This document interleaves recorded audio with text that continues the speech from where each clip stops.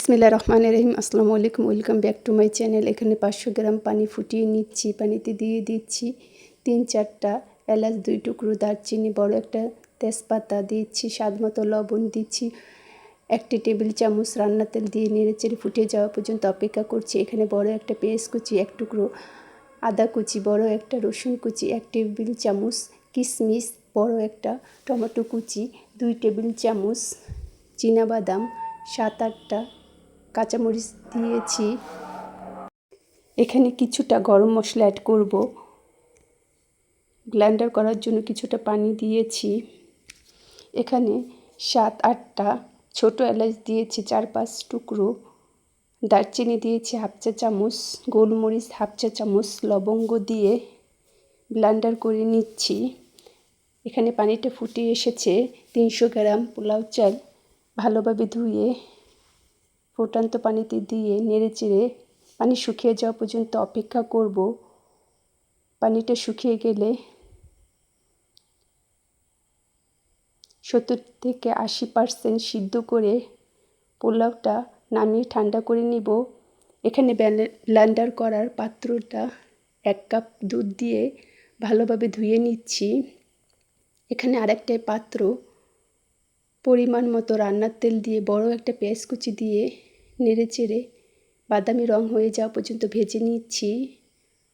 পোলাওটা ভালোভাবে নেড়েচেড়ে ঠান্ডা করে নিচ্ছি।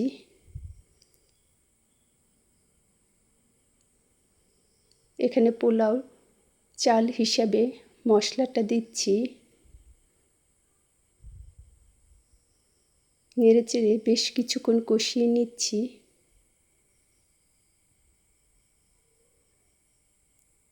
দিয়ে দিব স্বাদ অনুপাতে লবণ।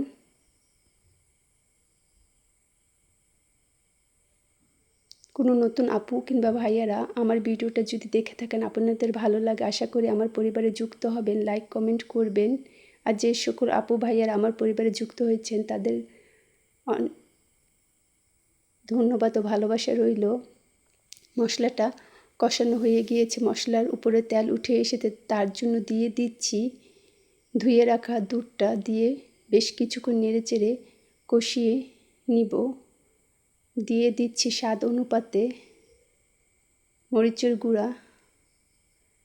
তেলটা উপরে উঠে এসেছে, এখন ঠান্ডা করে রাখা পোলাওগুলো দিয়ে নেড়েচেড়ে মশলার সাথে মিশিয়ে নিব। চুলাটা লো আঁচে রেখে নেড়েচেড়ে মিশিয়ে নিয়েছি। এখন এখানে আমি দিয়ে দিচ্ছি ডিমের উপরে কিছুটা লবণ দিচ্ছি।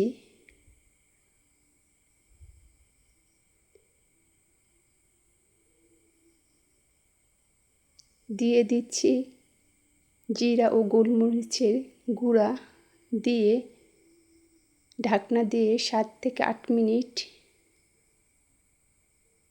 দমে রাখবো। হয়ে গেল আমার ডিম দম বিরিয়ানি। আশা করি আপনাদের ভালো লেগেছে। ভালো লাগলে আমার পাশে থাকবেন, লাইক কমেন্ট করবেন মজাদার রেসিপি পেতে।